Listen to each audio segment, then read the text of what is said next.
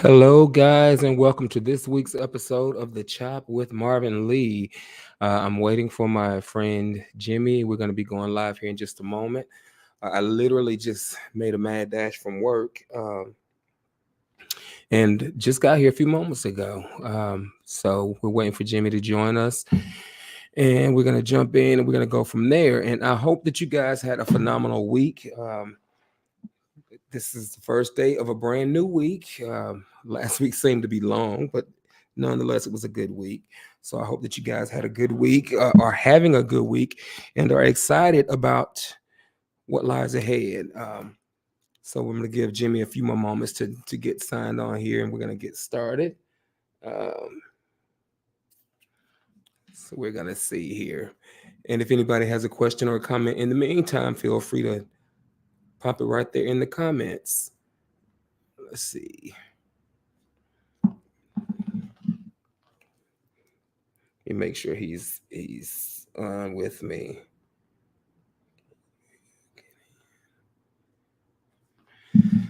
All right. In the meantime, in between time. So yeah, like I said, I hope that you guys are having a good week and had a good weekend. I had an interesting weekend. It was pretty long, but it was good. And I spent all day yesterday in my bed. I didn't feel like moving. I didn't go anywhere. I didn't do anything. I did laundry and still have a few more loads that I need to do. But hey, it is what it is. And I'm grateful that I have the opportunity to still join you guys and share with you. And I'm trying to fill some time here. Let me just make sure Jimmy is okay. He's signing in now. Starting to get scared. All right. But yeah, so what I'm looking to do is I am, trying to alternate my format and alternate the guests as I have them appear. So if you see me speak to a female this week, you will see me interview a male the following week. I try to keep it fair and balanced and um, going from there. Hey, Jenny, I'm good. How are you? I miss you. Tell the family hello. Um, I need to shave my head. Face is fine. Head, we need to shave that. But anyways, we can give Jimmy a few more moments to come online, and we'll get started. Um, but as I said, most of you already know. I'm trying to bring awareness um, to anyone who's suffering with addiction. I'm trying to bring awareness to um, the remedies that exist, the treatment programs that are available, the 12-step programs that are available, because we all know somebody um, who either suffers from drug addiction, has suffered from drug addiction, um, or is related to someone, again, that deals with or um, is suffering from addiction. Nicole, I already interviewed you. I know he told me to sign on. Hi. I said Jimmy Yeah, sign on. Hey Nicole, that's my bestie. What's up, what's Jimmy? going on, bro? Come on in the Can house. I turn it this way? No. Ready to rock and roll? I've Yeah. already I've already hyped you up. So, Oh, yeah. ladies and gentlemen, press. This is the infamous Jimmy Jones. And if you need a good tattoo, this is the man you want to call. But we're not gonna we're not gonna advertise right now. So how's it going, Jimmy? Good, man. Good. Can't complain. So, in this week's episode, it's all about you. We're going to talk about basically whatever you want to talk about, but I want you to share, a little bit about, what it's been like for you, your struggle with addiction, how you managed to, what it was like while you were out there, what it I'm took for you talking to about decide you didn't backdrops. want to be out there anymore, and what it looks like now. Uh, Let me just turn this up a little bit. Can you hear me good? Yeah. Well, um, life is good, man. I can't complain. Recovery's been something that has changed my life, like for real. It's been a struggle, but it's changed my life on to they say a life beyond your wildest dreams. Like, Hmm. yeah, like this is a life beyond my wildest dreams. Right. Now, when you talk about the struggle, exactly what did that look like for you? Like, how long were you out there? What was early life like for you? The early life of an addict. How did things start out for you? And how did you know that it was time for you to switch it up? Uh, so I come from a family that, you know, I have addiction in my family.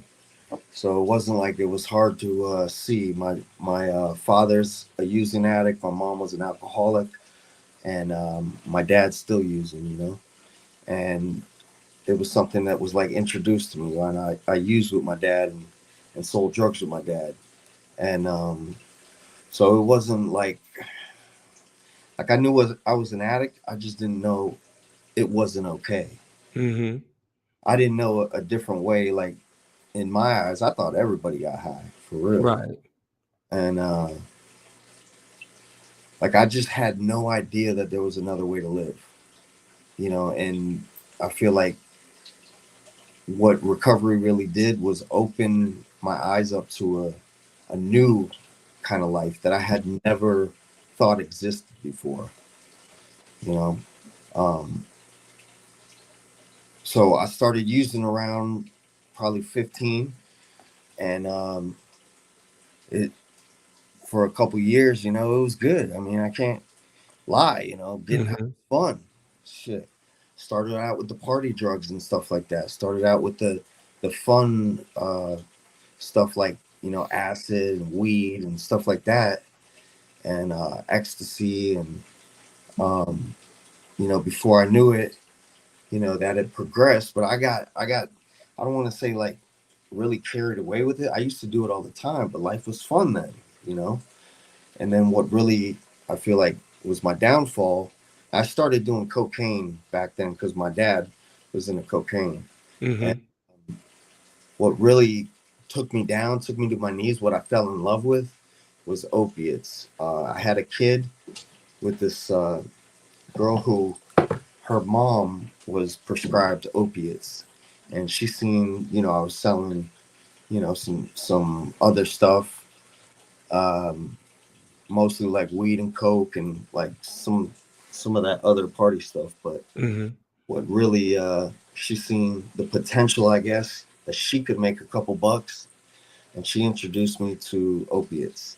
And she was going to like 5 different doctors a month and had a ton of oxycontins and roxycontin, blues, um, and I fell in love, with the drug, and didn't really I didn't really realize how addicted I was, Mm-hmm. of course, until I got sick. And I remember she used to tell me that she was sick, and I didn't believe. I thought she was just trying to get over on me, you know. And hey, can I get a couple? I'm really sick right now. And I'm like, yeah, okay, yeah, you're sick. And then when I really did get sick, it was like an eye opener. Mm-hmm. I really had no idea on how physically addicted drugs were.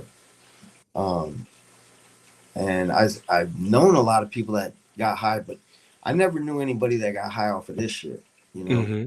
And then that sent me down that road of not only opiates but like heroin, and it progressed into using needles and shit that I never thought I would do. I always swore I would never use needles. Right. It progressed into that, and it literally turned me into a person that I never thought I would be, never Mm-hmm. wanted to be, never never even I never really even knew anybody that was as bad as I got when I was Mm-hmm. up, because my dad, he was in the 80s, they're partying with coke and stuff. They're not doing, or at least his group wasn't doing heroin and shit like that. So in my family, I was a big outcast. Heroin is a fucking big deal, you know, Mm-hmm. and all drugs are bad, crystal meth, there's so many different things. It just matters whatever niche you fall into. I totally believe alcohol is the same. If I would have fell in love with alcohol, I would have been the same way for that substance, whatever it is, the substance doesn't matter. You know, it's Mm-hmm. addiction that Mm-hmm. I totally can't control. I can consume it all day long, and even when I'm not using it, I'm thinking about it, Mm-hmm. obsessing about it. And And it's interesting that you say that, because I think that's the part that a lot of us don't get, and those that are considered to be normal, if normal, if there really exists, it doesn't have to be with drugs or whatever. But I don't think anybody's normal, honestly. But a lot of people think about just the substances and see, if someone is an addict or a junkie, as they say, it's like they're just doing it just to be doing it, not understanding the behavioral piece of it that comes along. It's like I have to do this, and I'm using against my will. But you alluded to. I wanted to back up just for a minute, because you said something, and I don't think this is unique to you. I think there are a lot of people who have done this, depending on culture or whatever. But you talked about using with your parents because you come from a line of addicts, what have you, and thinking that behavior was okay because that was what was modeled before you. And I can certainly attest to that. I had relatives. I never got high with my parents. Now, don't get it to now. My mom, just no, that's not her lifestyle. My dad, he was an alcoholic. My first sip of beer I had with him. But um, and I want to talk about what was it like for you actually using with your parents. Like, I know you thought that it was okay, but was there ever a time when you maybe questioned, like, why am I doing this, or why are they doing this, or why are they allowing me to do this? Can you talk about that a little bit? I would say honestly, like I thought it was cool. You know, I thought it was, because my parents were cool. They used to say, I'd rather you hang out the house and do what you're gonna do, rather than be out there in the streets and end up getting in trouble. Hmm. And I don't disagree with that. Um, I totally believe that they were teaching me to be honest about it. But I also would say that you don't know what you don't know. Hmm. I see today that that's wrong, but that's the life that a lot of people grow up with. And if you're a using addict and you're always around your kids, and they're going to see it, Right. and they're going Right. to be introduced to it, and it's a cycle that so many people get into that are, pulled into it rather than them actually reaching out.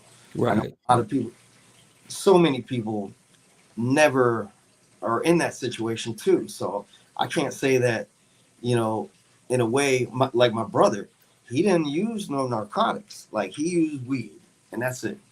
And we all smoked weed together or whatnot. But he, my dad kept him away from the hard stuff. Hmm. And he.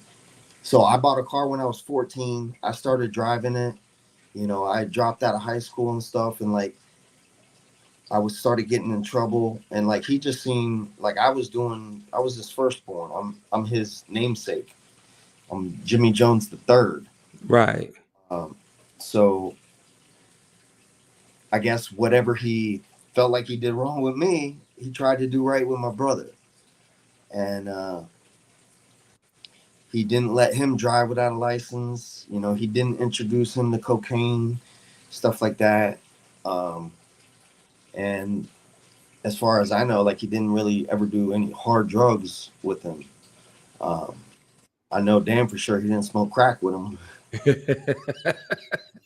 So let me And, ask you this: what was with that being the case? Because I know that we always have sibling rivalry as it is, but in this case, it's like you're the you're modeled after your dad, and then your dad says, let me go a different direction with uh, the younger one. What was the relationship with your brother like? Was there, on top of the sibling rivalry, was there ever a resentment from him towards you, because it's like you get to be the seemingly cool one while he misses out? What was that like? yeah, absolutely. Yeah, he feels in a way like I can sense he feels a grudge towards me in a way. Um, he's said it before, you know. He always felt like a certain type of way because he thought like I could get girls and he couldn't, something like that, you know. He just he has a totally different style, you know. He's a totally Hmm. different person, and we're like total opposites. But that's what's cool, you know. And we are blood brothers, you know. It's just me and him, and my mom passed away already back when we were younger. Hmm. So like pretty much as soon as my mom never got to see me get clean. You know, after she passed away, you know, I went on a dark spin, and not only her but my stepbrother Jeff had passed away right before her, and then she passed away, and they were both the closest people in my life, and it really really messed me up, you know, and sent me on a dark, you know, spiral. And it wasn't but like a year or two after when I found recovery that I finally started trying to do something about it. You know? And that's interesting. We're talking about the brother, and I get that with the sibling rivalry, but have you been able to have a conversation with him around the fact that you actually missed out on something that would have totally destroyed your life?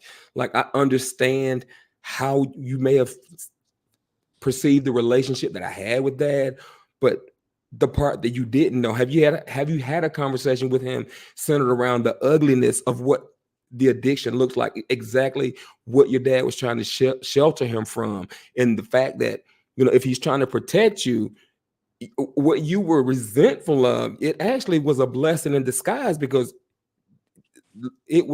we know the horrors of addiction, I know, but have you ever been able to have that kind of conversation with him, to kind of ease those resentments? Yeah, I mean, so me and him are really tight. You know, he's not no stranger to what happened to me when I was down and out. You know, I was sleeping in a tent in his backyard. Hmm. You know, and same thing. My dad and him are real tight. They're way tighter than me and him because you know I've been trying to help my dad get clean for a little minute now, and you know they just feel like some sort of inferiority because I'm at a spot in my life that, because I guess what I've been through, it's helped me to become a better man. Hmm. Definitely because of recovery, but they're not in the same spot in their life. So in a way, it's like a little bit of like they don't feel like they could do better, or they just don't try. Like it's an issue between us now in a different perspective, you know, kind of more so like jealousy type. Hmm. So now, if I'm not mistaken, so your dad still uses, is that correct? Yeah. And your brother Daughter also got uses? clean though. Say it again. My daughter just got clean. So Yeah, the I last heard about year, that. Yeah, I heard yeah, about it. I know you. How does it we just had feel? 60 days. And she Okay. had her first meeting. Yeah, So, yeah. and okay, so does your brother, because I think you said that he does not use? Well, he smokes a hell of a lot of weed. Okay, okay. So when you go around them now, because I know, and see, I've been fortunate enough to know you, and you know me, you've known me my entire recovery, Um, what is it like when you do actually go around them? And I know that, because of course I know your girlfriend Nicole, 'cause she's my bestie.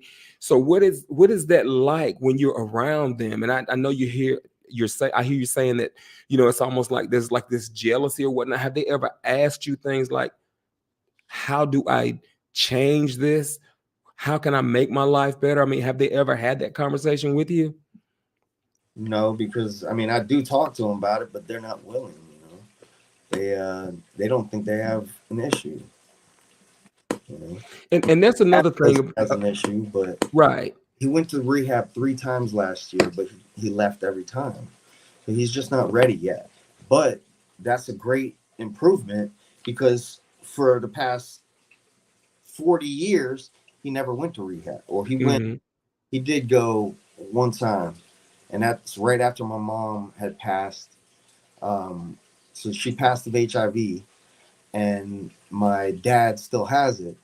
and he went to the Broward house, um, and he met a new lady in there, and they got married within 6 months from my mom dying.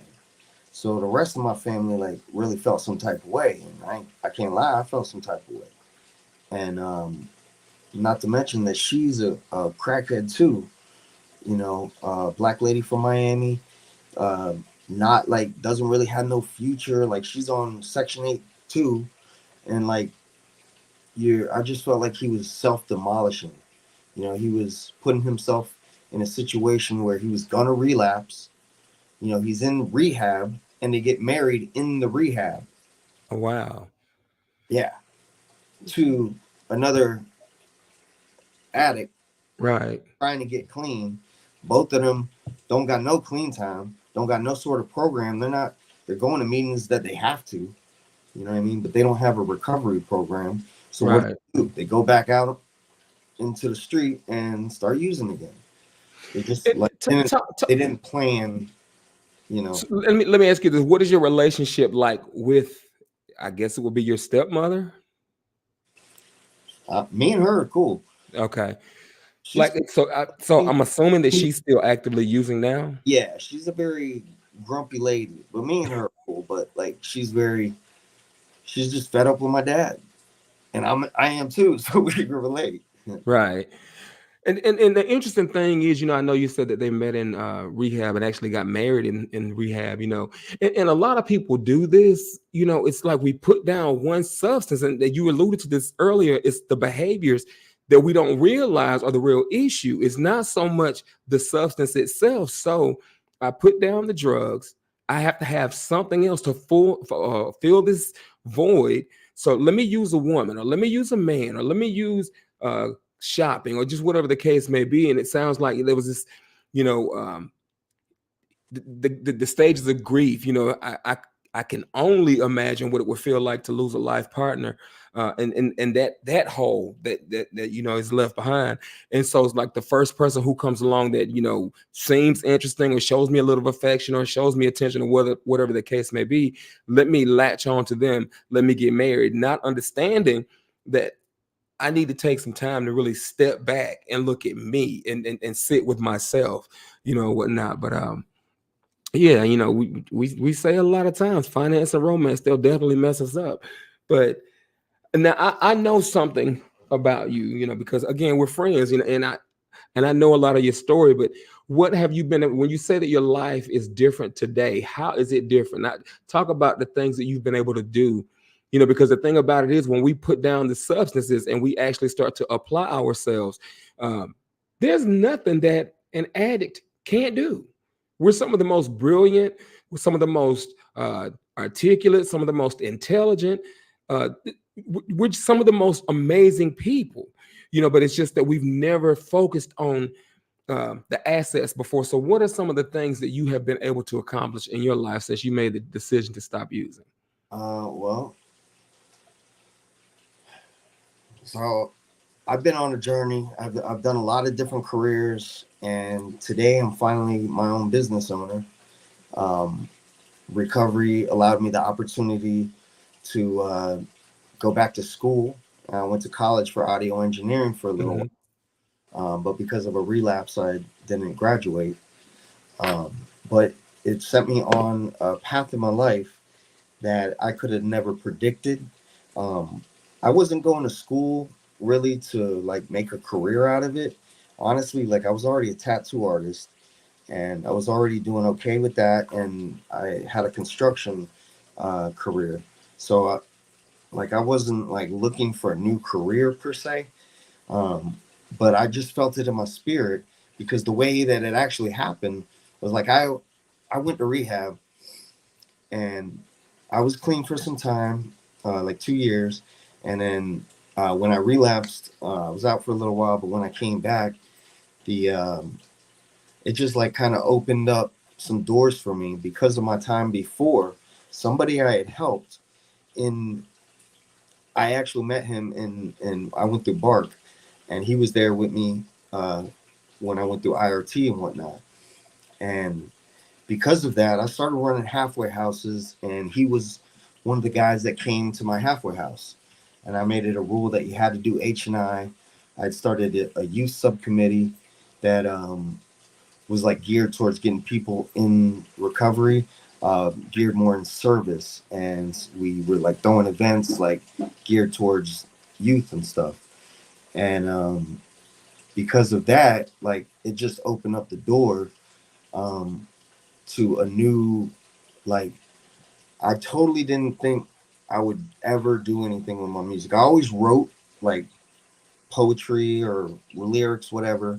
I always wrote just because I have an active uh, thought process. So I had books and books and books of lyrics, but I wasn't going to do nothing with them because I didn't think that I could sing or rap or whatever. And I had no idea how to make beats and stuff like that. Well, when I was in rehab, like you get really in touch with feelings. Mm-hmm. I had a podcast or a little iPod. I listen to music. I always get really into music, and I always write and stuff. It's a way of like me dealing with my feelings and stuff. So that turned into two of the people that were in that rehab that I got scholarshipped into because of the recovery before. Um, they were DJs. And so they taught me a little bit. You know, they had computers. This was a fancy rehab. I had never been to a paid rehab. I always went to the county free one. And so this was like an opportunity I had never had before. And honestly, like I got kicked out of every place I ever been to because I just wasn't, I guess I wasn't grateful. Mm-hmm. But this time, because it was a scholarship, I had seen the whole thing through. And these guys showed me, it was a guy and this girl, um, and they showed me a little bit, and it just like piqued my interest. I was on Facebook one day, boom, I see this little advertisement for the studio thing, schooling, and I just hit the like, and they end up hitting me up. Well, I was working for the union, and the funny thing was, it's not funny, but I had a day off, and it was a day off because somebody got killed on the job, which is very rare for you to get a day off with the union. So they, called the day off, which is unheard of, but it was because somebody died. Um, and so I had the day off, and I was living on the beach in this rehab place. It was, the 3/4 way. And I was like, yo, let me just walk over to the beach, like do a little painting. Boom.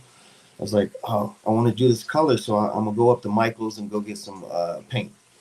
So I get a phone call while I'm walking in the aisle. They're like, hey, we're having an open house for the school. And they were like, you doing anything? The whatever a couple of days. I was like, actually, I'm not busy today. I could come by today. So I went straight there as soon as I got the call. It wasn't planned. It was just a random call. I went straight there because something just told me to go. And so I went. I just wanted to see what the studios looked like, really, because I was in the process of building my own studio. Mm-hmm. And I really didn't have no nice shit, I was straight out of rehab. So, but I had bought like some shit from the pawn shop. I got, little speakers, I got a little keyboard, and I went to the school and I was like blown away. They had the nicest shit, everything, everybody was cool there. And when you sign up for school, they get you a grant, all that, and a bunch of music equipment. So you get like these crazy, you got an iPad, or not an iPad, the what you call it? MacBook. Yeah, MacBook Pro. You got the MacBook Pro, brand new. You got a nice ass mic. It was a nice mic, and you got like these badass headphones that were like $500 headphones, studio, real legit ones. You got like one of these, the MPK minis. Mm-hmm. I pawn that shit or relapse. Which a lot of people don't know. When I have questions about podcasting ideas and equipment and everything, you've been one of the ones that I've always called. Yeah, this is my setup here. So this is what it's allowed me to do. Like, Right. the guitars and shit. Like, this is the booth. But this I built myself, and I was able to get that's from going to school, Mm-hmm. and it just sent that, like, I guess because of recovery, it reaffirmed me to be able to do what I always thought I wanted to do, but never thought I could do. Mm-hmm. So this is the tattoo shop. This is like my little airbrush setup, all my inks and Mm-hmm. machines, and this is one of my businesses, that And it's funny because you were saying something, and I want to I want to talk about this just for a moment. But you were saying that when you got the call, uh, and it's you talked about the coworker that died on the job. I don't know how close you guys were now, but I don't know how that affected you. Um, but the rare occasion, and I'm not saying that I don't even want to focus on that aspect of it, but I want to key in on that call, that random call that you seem to have gotten, because this seems to be a lot of stories, it seems to be a common story with a lot of people who I know in recovery, where it's like when you're doing the next right thing, things just begin to happen without your permission. All I, you have to do is trust the process, stay in the flow, keep moving forward, and understand that as long as I just hold it in the middle of the road, no matter what things looks like, or no matter what things look like, it is going to get better. And no matter as long as I just continue doing what I'm doing, it is going to continually improve. You know, so again, what is that like for you? What other occurrences, what other situations, what other um, random things have you had happen that have kind of pointed you in the right direction and opened these doors for you? well, what other things? I mean, that I would say that I'm not a big, like, church guy. I do have my own higher power. I love that NA allows you to choose your own higher power. 12-step program. Yeah, We're not gonna say names, we're just gonna say a 12-step program. yeah, that part.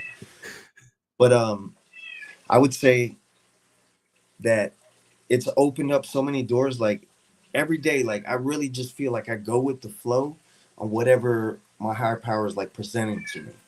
So a situation like that's a big monumental part of my life that I have, like, looked back and reflected. Like, that was a big monumental thing that changed the course of my life in a direction that I never had planned, and today I own my own construction company. I always Mhm. wanted to, but I never thought I could.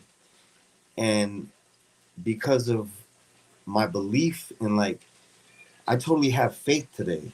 Mhm. And by believing in yourself because of recovery, it's allowed me to trust the process, Mhm. so then doubt it. Before I would for sure second guess myself a lot. You know, right now I'm actually in a spot right now where I'm kind of second guessing myself, but I'm just going with the flow. You know, Mhm. I'm doing a little bit of work for a treatment center, and I wasn't really planning on getting, you know, something like this going on. Um, but like I said, like, sometimes things happen that you're just totally out of control over, and I don't know where this door opens up to. So even though in my head the maybe the math ain't adding up, Mhm. but maybe that's where my higher power is, like, leading me to. You know, I can't argue or second guess my own process. Right. Sometimes it's about not thinking so much for yourself too. Like, I run this stuff past my sponsor. You know, that day that I got that call, and I called my sponsor right away, and I told him what's going on. You know what he told me? He's Because at the end of the night, they gave you the whole rundown of the school, and they said, all right, well, just so happens today's the first day of the class. So if you want to stay, and check out the class, then you come back tomorrow and we'll talk about getting you enrolled. And, we'll see if you like it, then you can keep coming. I forgot to mention that the job I was on for the union was directly across the street. Like I could have walked there. And I had just got hired on that job, and it was going to be like a year-long job.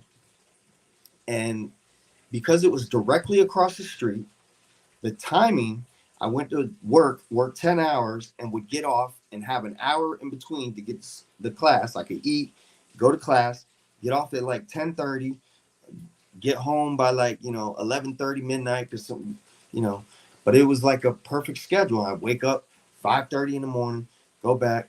But anyways, so I called my sponsor and I told him the situation, and because I stayed, but he said, do it. If you don't do it, you're gonna look back on this time and regret it for the rest of your life. I said, no, that's wise words from an older gentleman. My sponsor's in his 60s, so I just turned 40, and I totally believe like you gotta get the knowledge from people before you. Like there's a reason they've been around so long, and they're not dead in the ground. They're not out there fucking up. Like they've made a couple good decisions, and it's good to benefit. That they've said it for a long time. Like a wise or a smart man learns from his mistakes, but a wise man learns from other people's mistakes. So I try to remember that and try to listen. Like like I told my dad, like sometimes I don't know the answer. I just got to ask other people. And trusting the process. Like I trust that my higher power is going to talk through them. Whatever I'm supposed to hear is going to come out of their mouth. And it's you ask with an educated guess too, because you're not going to ask some homeless guy sitting on the side of the road. Like right. Somebody who has a little bit of wisdom. Right. This guy has wisdom. And that's why you're attracted to them. And that's why you believe in what they say, because they haven't steered you wrong yet. Well, I've even come to, in my process, I've come to notice that even sometimes, it'd be a random stranger. Sometimes I just strike up a conversation, or they may strike up a conversation with me, and and I just listen, or we just talk, and we're just jiving, or just whatever. And it's amazing at the information that you can get and where it comes from when you allow yourself to be open to that information, and that's kind of what you're talking about, the open-mindedness. And I loved how you said that, we learn to ask questions. Sometimes we don't know the answers, and that is okay. It's okay not to know everything. It's okay not to know anything. Well, no, it's not okay to not know anything, because we should all know something. But it's okay not to have all the answers. Sometimes I think that, in my case, I'm glad I don't know everything, because it forces me, like you were saying, it forces me to have to, trust the connections that I've formed with other people, because I've always had trust issues.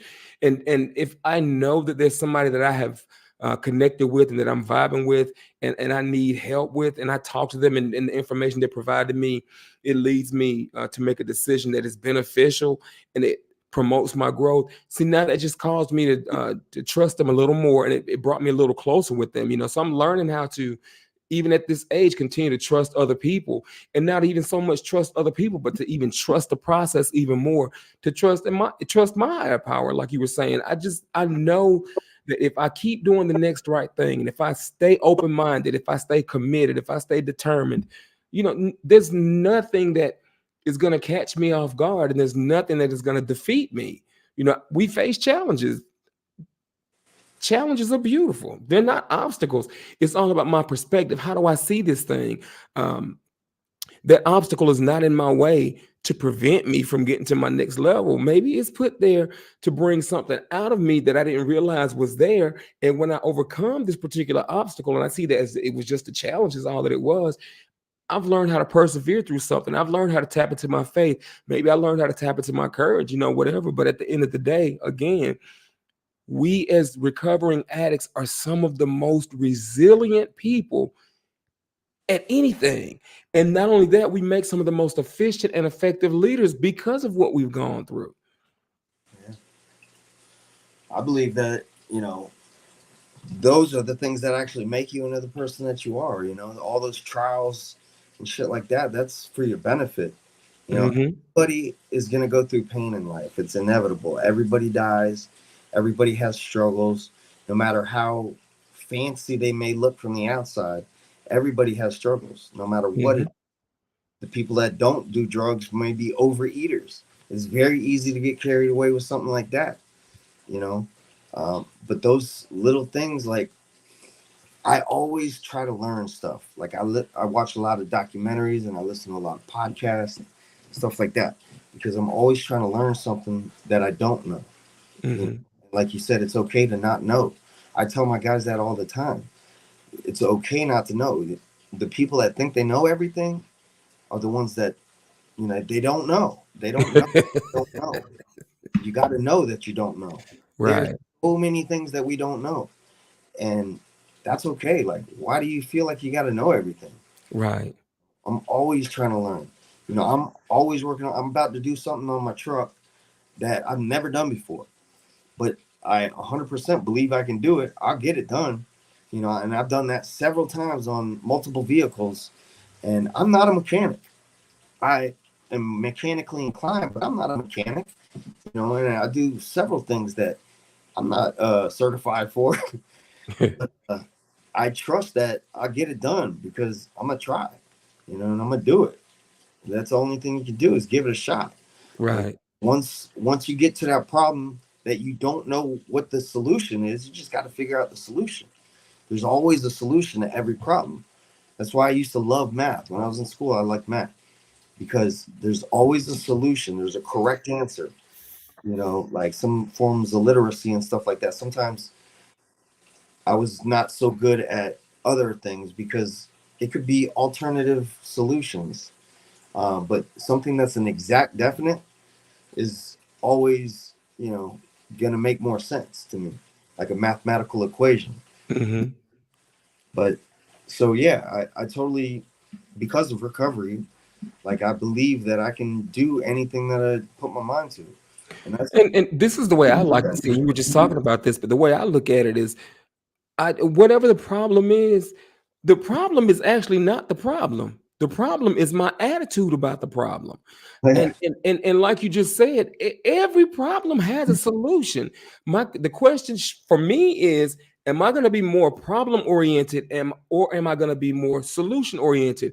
Because whichever one that I give my attention to is going to be the larger. So I yeah, would like to focus more on the solution, because the more I focus on the solution, the more energy I put toward the solution, the more focus, effort, energy that goes toward the solution, it's gonna get done. And at the end of the day, what ends up happening is I feel better about myself because I was able to solve something that could have been perceived as a big problem, you know. yeah, And that's basically all recovery is just knowing, hey, is this problem really a problem, or is the problem how I perceive this problem? And then let me take a step back, let me look at this, there's a solution to this, and just pursuing that solution, and not stopping until the yeah. solution is recognized. That's it. I feel like recovery gets us way more analytical. We start to break things down and analyze it, and that's what actually makes you a better person because you're self-criticizing. Hmm. So if you think that you're totally okay and there's nothing wrong with you, no way to fix it. Well, that's the opposite of humility, and that's pride. It's like, I'm perfect, I'm okay as I am. Well, no, I know better than that. For me, no, I need all the help I can get. And there's also there's a saying that comes to mind: whether you think you can or you think you can't, You're you're right. Yep. winning. I And like that's I basically like that that's a saying. nutshell. Yeah, Yep. I've always, I don't know who said that, but I heard it. And a lot of times if I facilitate groups, I always share that, because it's all about how am I thinking? You know, what I think of me is what matters most, not what somebody else thinks of me. And that's the thing that my recovery process has taught me, is that I get to flip the script. I don't have to think about and focus on what everybody else has said about me. I finally get to be the person that I'm talking about me, and I'm listening to what I'm saying about me, because you don't have to like me. I don't have to care. Your opinion of me is none of my business. And it's just, life is so much more peaceful Mm. following my own thought process about my life. It's so much more peaceful, you Not know. worried about anybody else. Right, right. I Focus just on yourself.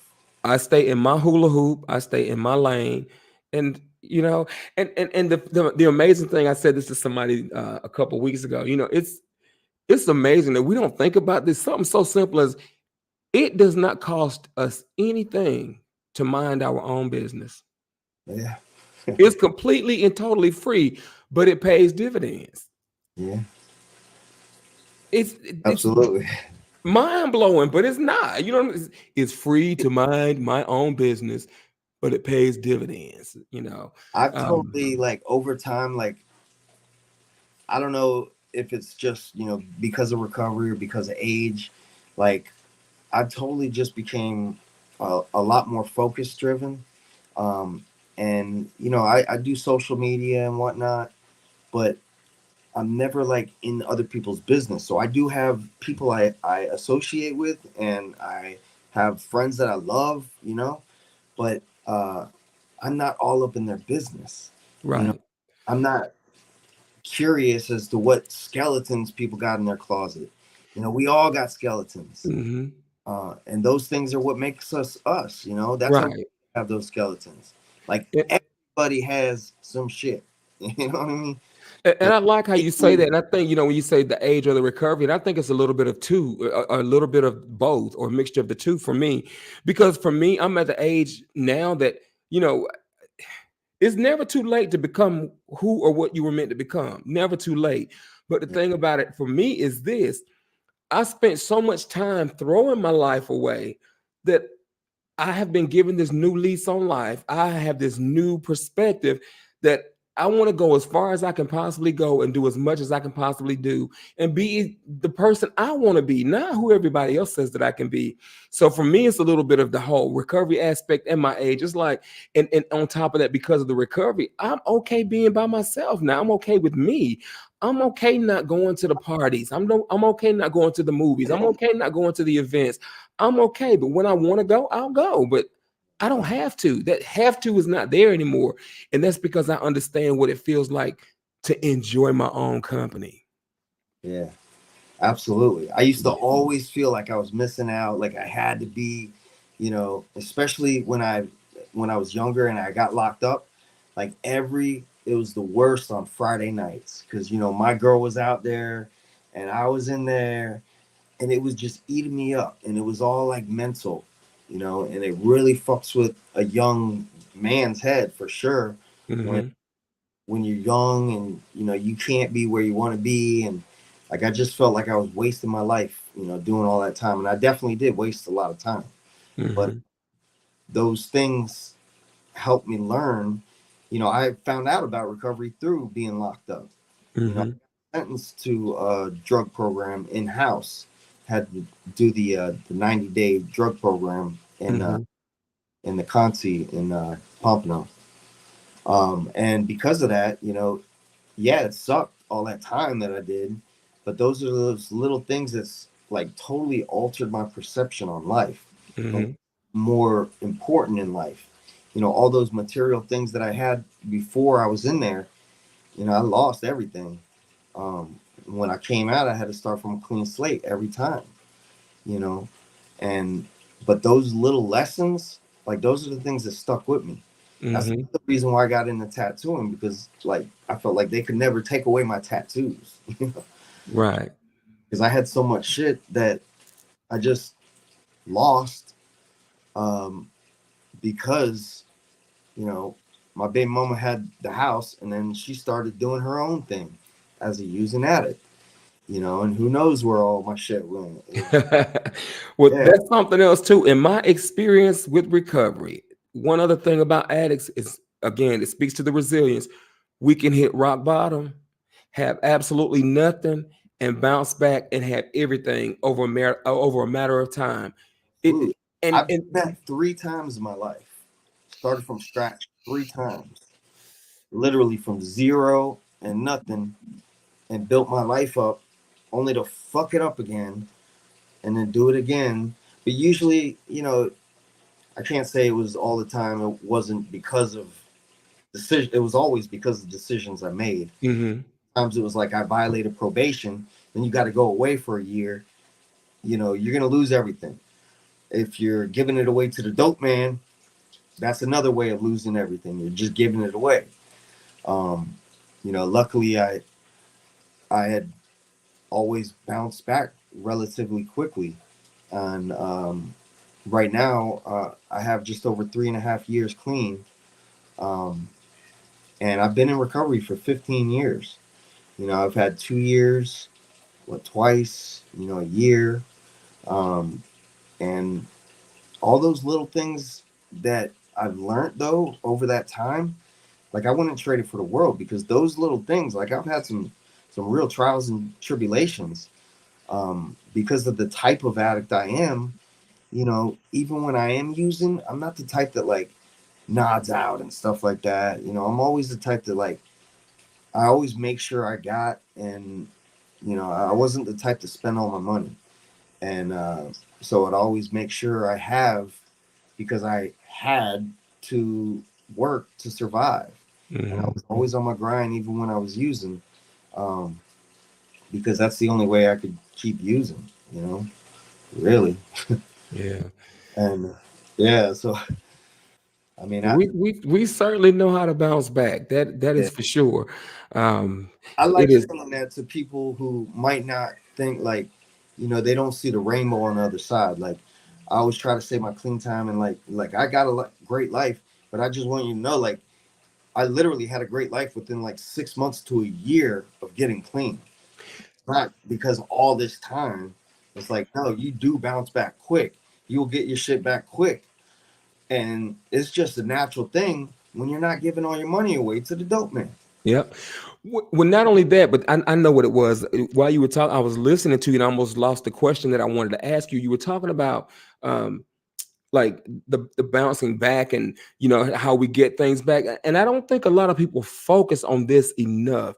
The strength that it takes, doesn't matter how many times I come back, the strength that it takes to overcome the beast of addiction as it is, it's like we develop this, whether a lot of us, whether we tap into it or not, we develop this strength, this stamina, um, that allows us, that if you just apply yourself just a tenth of the way we are applied ourselves out there doing that. I mean, just the strength it took to overcome that despair and hopelessness.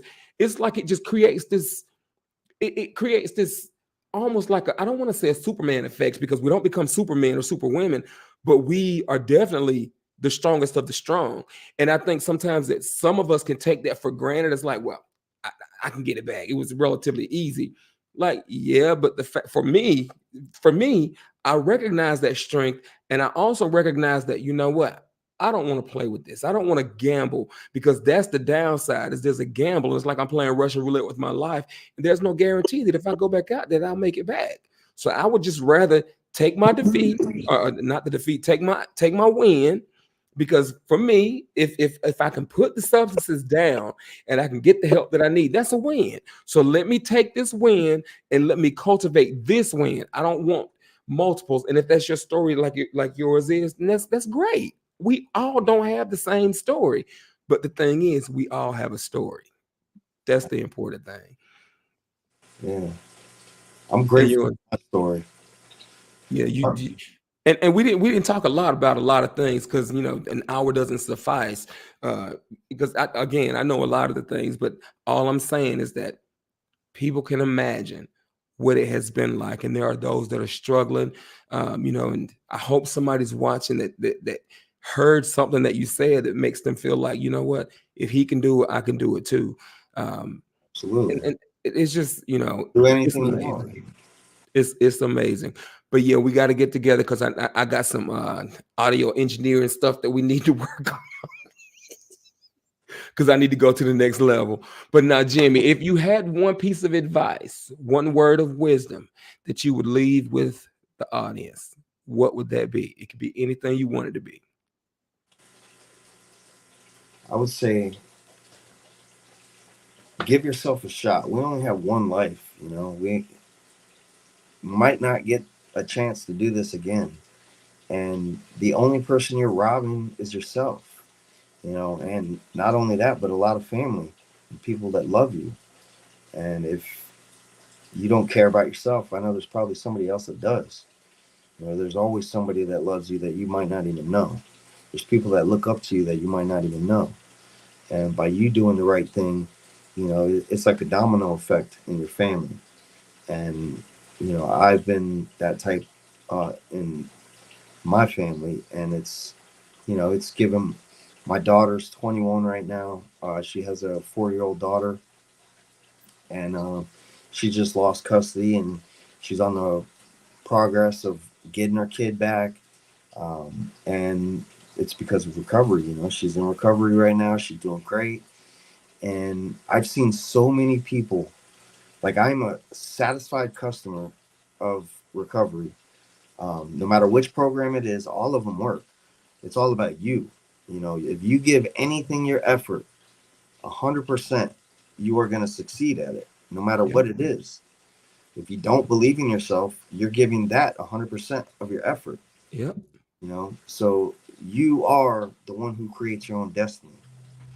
And with that, I want to say my socials on Instagram, Jimmy Jones 954 Inc., and also on SoundCloud, Jimmy Jones 954 Inc. Inc spelled INK, and I'll post that. all that other stuff. Email me and I'll put a link in the description. I got you. And Rockstar Remodeling, Rockstar. Send it all to me and I'll put a link in the description. This is what we do around here. We get to make connections, and we get to actually become better people and make something of ourselves and bring somebody along for the ride with us. Jimmy, it's been a privilege. It's been an honor. You know, I love you, and I behaved myself tonight. I appreciate you. I love you, ladies and gentlemen. This has been the Chop with Marvin Lee and Jimmy J. I'm going to post all of his descriptions or all of his links in the description. So y'all, if you want a tattoo, if you need some construction done, you working on a track, you need work done on your car, what else you do, Jimmy? Did I just hit him up? Ladies and gentlemen, do something kind for yourself over the next 7 days. Next Monday night, 8:30 Eastern. I will have a phenomenal guest for you guys next week. But I challenge you to do something kind for yourself. Do something kind for somebody else. Do something loving for yourself. Do something loving for somebody else. And be back here next Monday night, 8:30 Eastern. Same time, same place, different face. Other than mine. Jimmy, I love you, buddy. I'll talk to you soon. Love you guys. All right. Thank you.